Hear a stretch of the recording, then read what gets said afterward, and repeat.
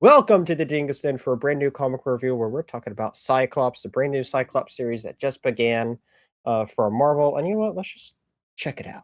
Let's get into it. Welcome to the Dingus Den.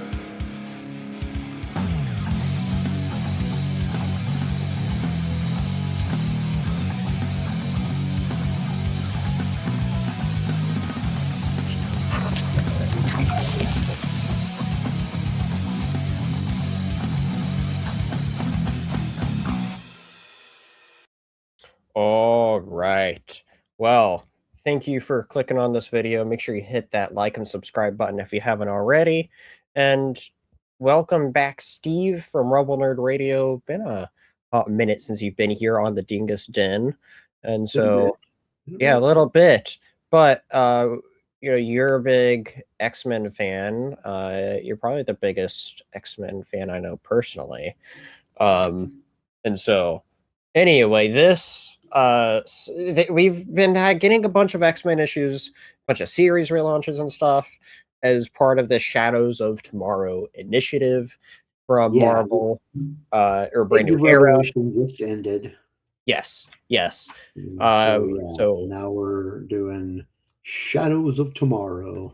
Yeah, and getting a whole bunch of new series from it. This was one of the ones that interested me. Also, the other one that came out that I was interested in, but I ended up picking up this one over it was the new Deadpool. And not gonna lie, not that I dislike this issue. We'll get into this issue. But also afterwards I'm thinking maybe I should have gone with Deadpool instead of this being between the two. But well, I didn't dislike this one. It was just a bit confusing because it didn't really explain what time period we're talking here, because at the onset of Shadows of Tomorrow, which started in Jed MacKay's X-Men number 23, which was an Age of Revelation epilogue, Cyclops. Let's see, how am I going to explain this without explaining all of Age of Revelation? So in Age of Revelation, it takes place in the future. I'm going to be as brief as I can. It takes place in the future. The Cyclops of today, we'll call it today, his essence or his mind, whatever you want to call it, was transferred into the body of the Cyclops of the future.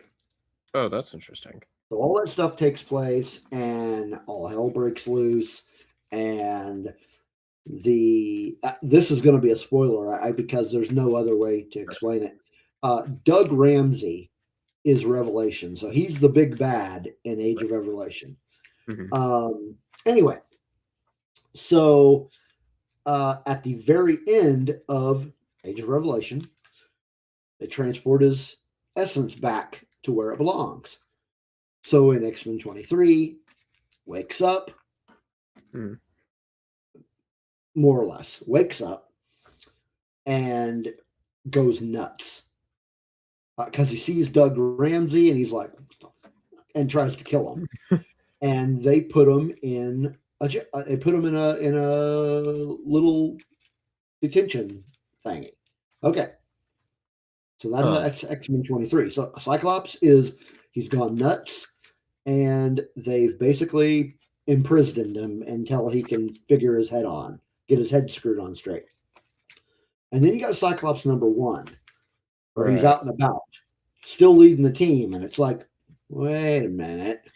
It is interesting because you're talking about all the stuff that's going on with Scott Summers currently, and when you read the initial setup, first it just is the basic stuff of what Cyclops is at the beginning that they do for all these intros here. This intro page here at the top of this is a little blurb of who Cyclops is. This is the stuff that's going on, and in the stuff that's going on, they don't say anything about the Age of Revelation. It only references that Krakoa fell, and now he's leading the X-Men. Does this take place before that happens, Because that would make sense. Does this take That's what it place looks before like. Age of Revelation? Because That's that what would it be the only thing that makes sense. that's what it reads like to me.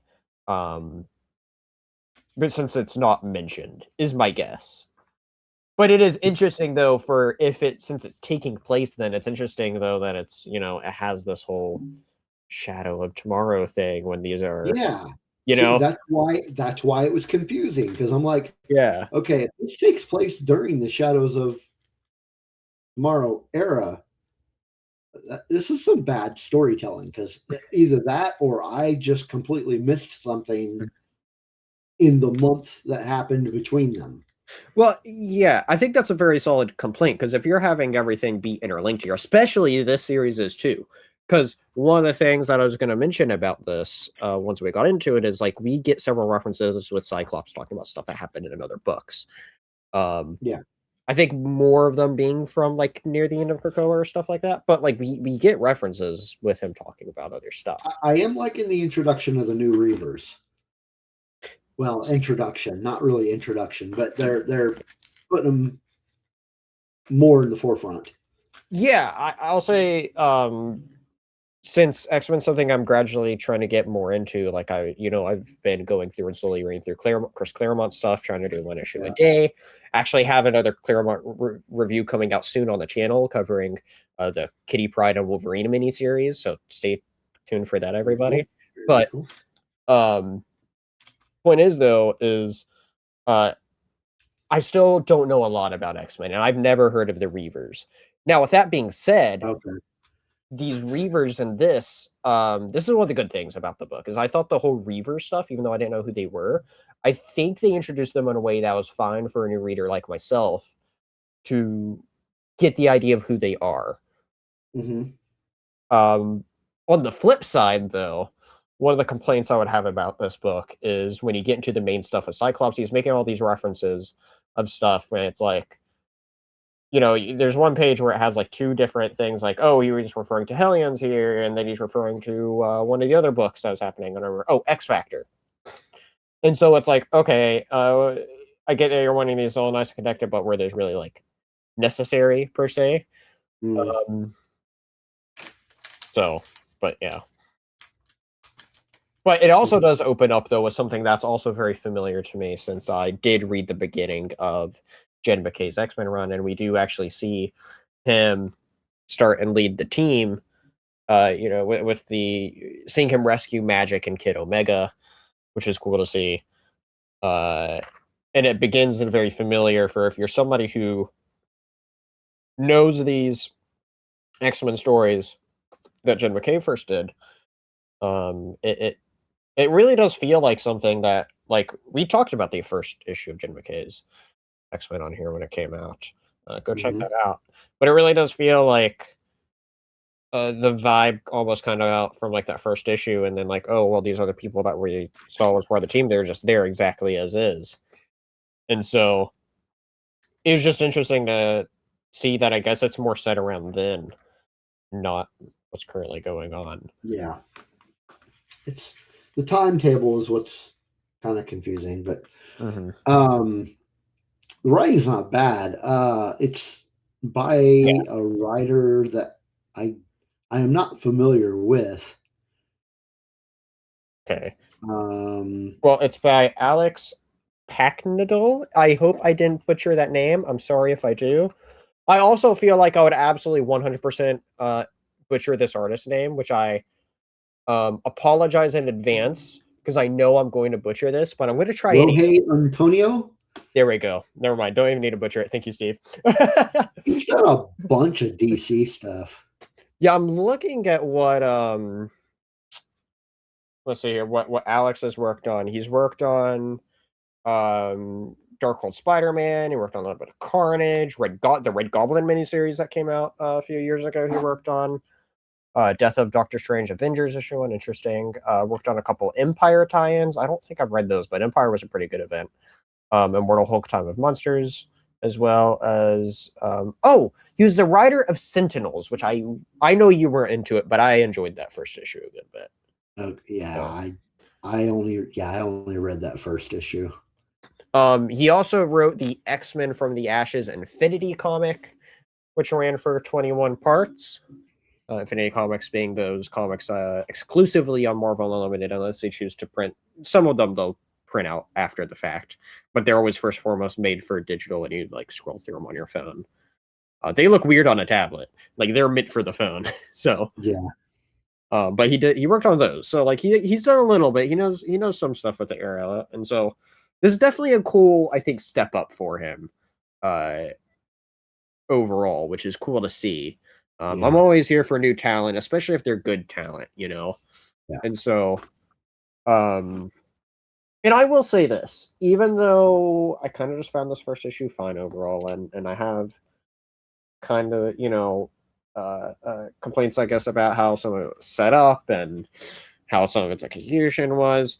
Once it got into that second half of when things are really going down and really setting up what was really going on and not trying to connect to everything else, it left me more intrigued, right? We're getting to have a story where it is truly Cyclops by himself and being stranded, and we're starting to see Cyclops enter a potential new era for the character. So I'm curious to see how this is going to turn out. Especially like I said, I'm curious to learn more about these Reavers. I don't know this chick character though. Do you know who she is? The one where she like finds the deer and then she finds Cyclops at the very end.